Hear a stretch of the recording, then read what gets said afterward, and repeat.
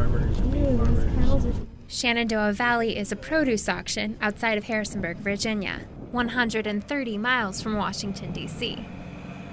It's here that you can drive your car or your horse and buggy to bid on produce and fresh flowers. $3.39, We have a lot of local producers around here within, most of it's going to come within 10 or 15 miles of the auction. This is where DC Central Kitchen bids on food each week. It's a nonprofit that prepares and distributes 4,500 meals each day for the hungry in Washington. It also cooks hundreds of meals for students in 2 DC schools. The kitchen provides fresh food to students who wouldn't get it otherwise. It's nice to be able to see this produce going straight into the mouths of these kids, not only to educate them about what fresh produce is, what it looks like if they've never seen it before, but then also just the different tastes and flavors involved with it and how good it can be. Johnson says the kitchen bids on whatever produce is available. I'll call our buyer at the auction and I'll place an order, and then on the day of the auction he'll bid on the lots as they come up. So with the flats of tomatoes or things like that, he'll place a bid, and if we get the highest bid, then then we purchase it. And then he holds it overnight in a refrigerated truck, so we can come down the following day with one of our drivers and one of our big refrigerated trucks, and we can load everything in there and then bring it back to DC. Once in DC, fresh fruits and veggies are taken to Washington Jesuit Academy, where the students' meals are prepared. The center produces 300 meals a day for this private school.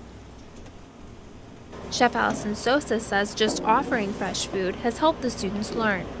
Because we've noticed that when you provide students with good food, fresh food, like not manipulated at all, hardly cooked at all. I mean, just like a sear, salt, olive oil, fresh salad bar, just putting the veggies out there, the attendance and the participation rate highly increases just by offering students fresh food, just by putting it out there, literally putting it out on the table. The kitchen also produces 150 meals a day, including a salad bar, for Next Step Charter School. It's been a hit with the students. I think it makes me more active every day, it makes me more energetic. And the administration. We find that with the regular school lunches, many times when the students would go to their next period, they were falling asleep, their stomach hurt, they weren't able to learn. It's just fun to see kids at the salad bar. I mean, it's really fun in that respecting them enough to care about their health. The students feel good about that. Fresh food costs more, but Espinosa says her school hasn't had to make cuts to provide fresh produce. We've had to rearrange it, not necessarily cut.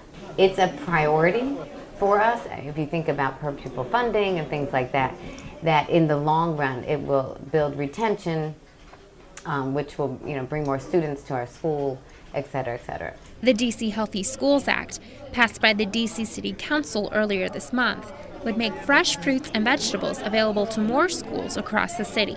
Reporting in Washington, I'm Melissa Tussett.